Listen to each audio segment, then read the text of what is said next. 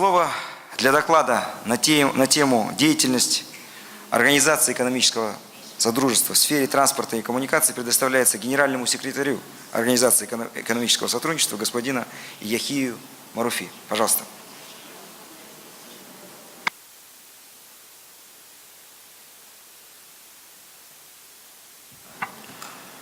Thank you, Excellency, for giving me the floor.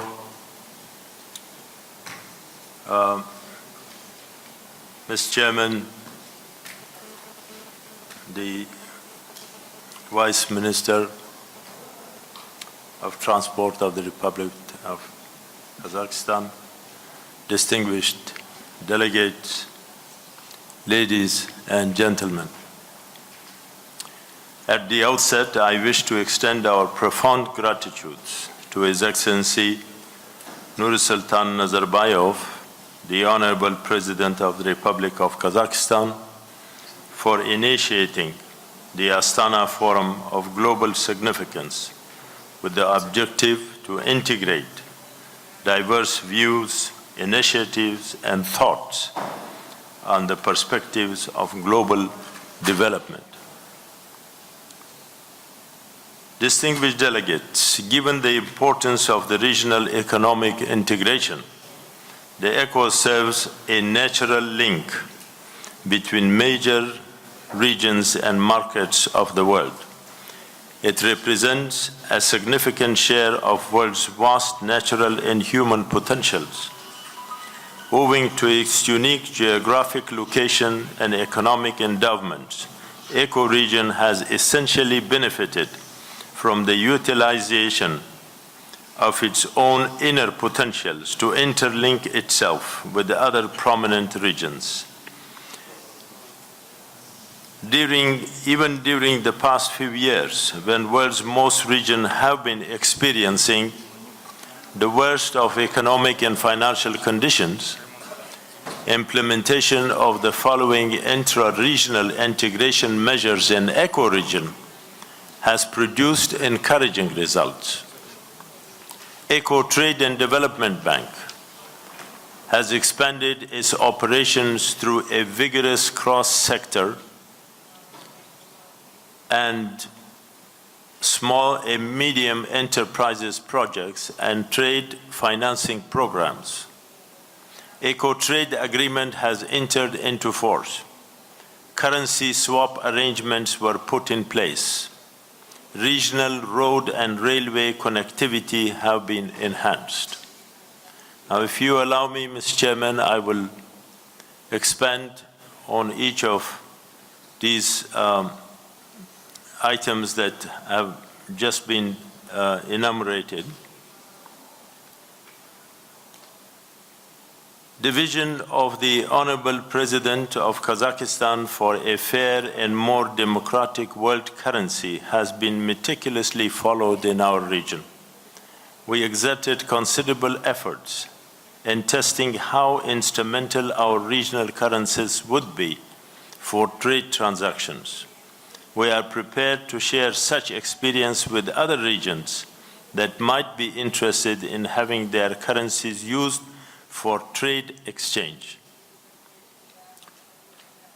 In fact, we are happy to observe evidences of economic stabilization in key areas within the member economies.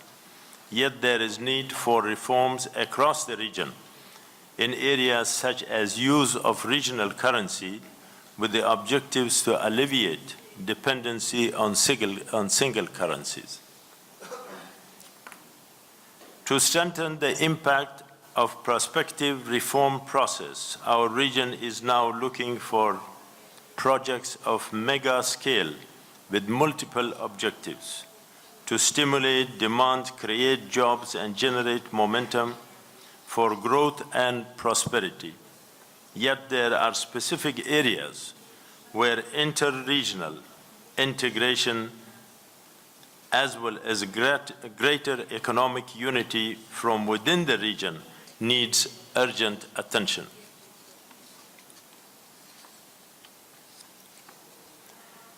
Eco-common prosperity depends on the enhancement of trade and to moving rapidly towards creation of the eco-free trade area, as well as to assist the member states to join WTO.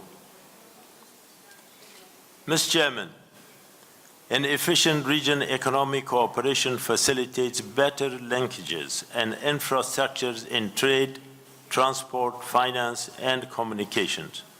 ECO has gained considerable success in winning over the support and commitment of its membership, as well as the private sector for its targets.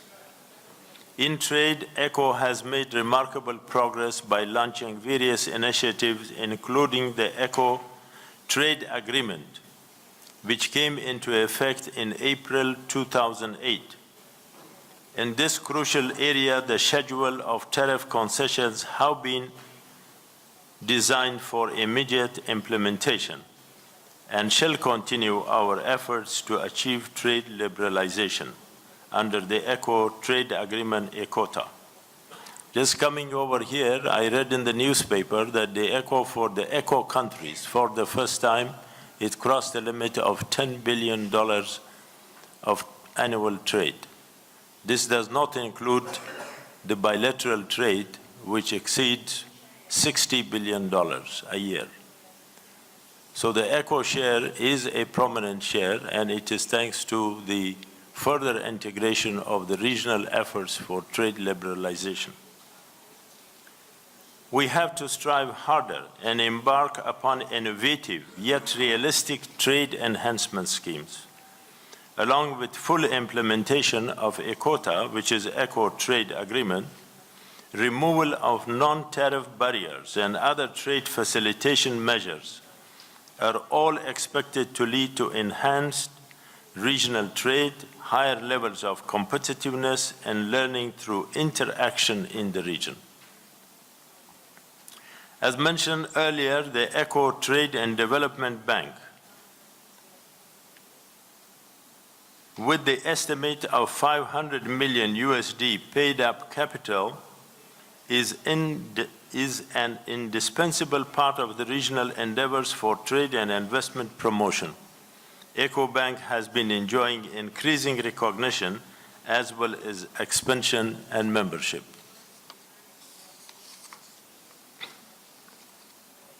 The leading role of the private sector has always been emphasized in the ECO region. Our region has been able to set up a strong private sector base, quality production, and certain degree of liberalization.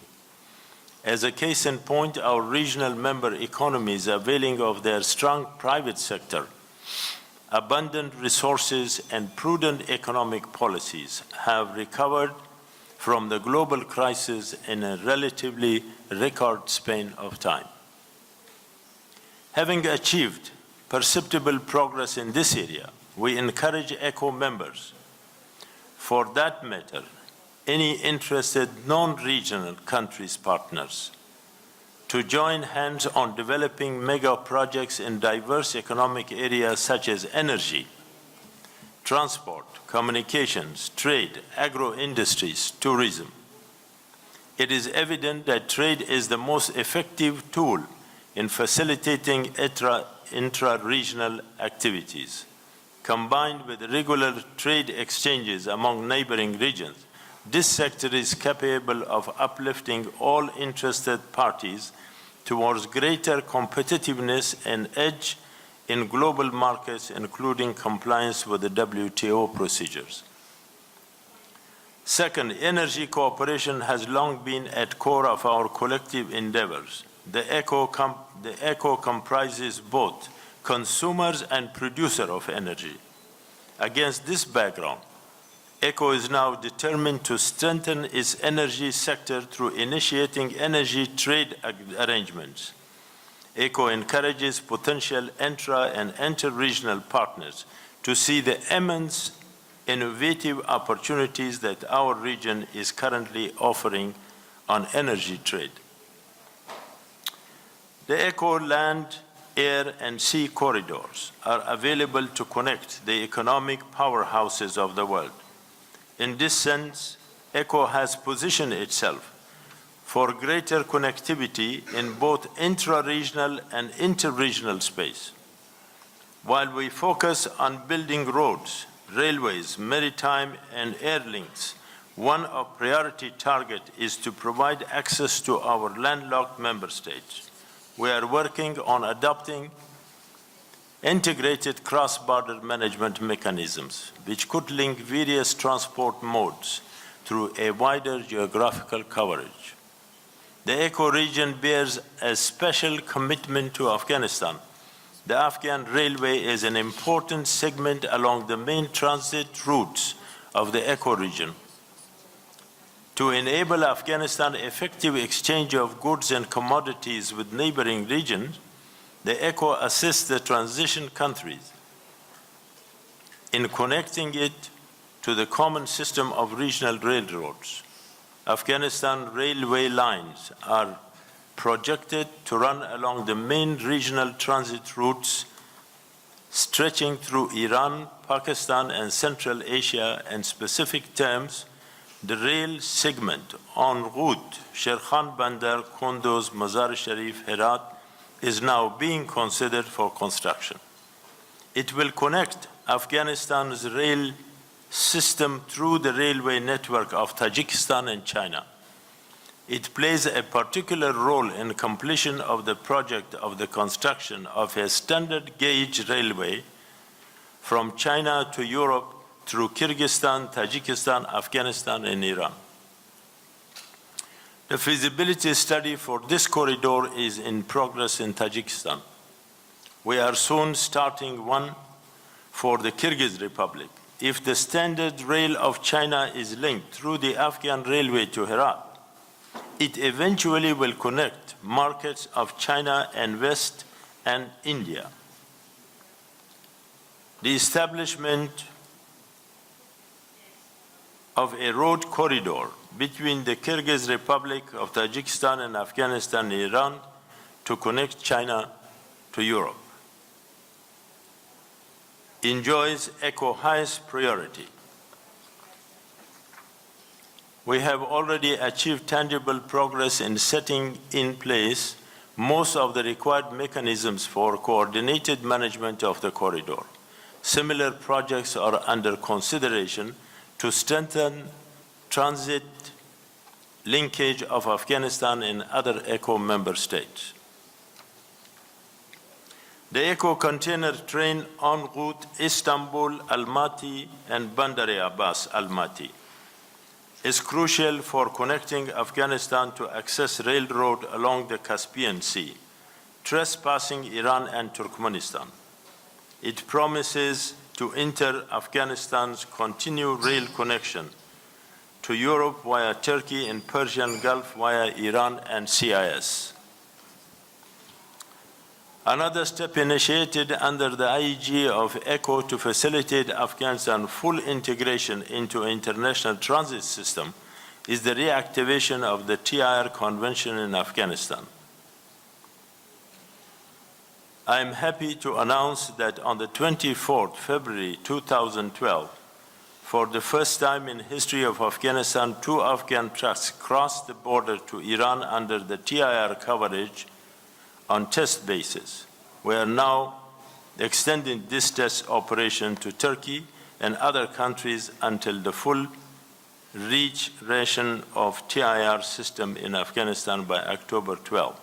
I am not going any further on this matter because I am very pleased to see the representatives of the International Route Union with us here who will be also addressing the issue. So I'm sure that you will have more information on whatever progress is made in this context. As mentioned earlier, we sincerely hope that some of the above ideas will be pondered on in the coming days or two when formulating global policies to obtain sustainable development growth.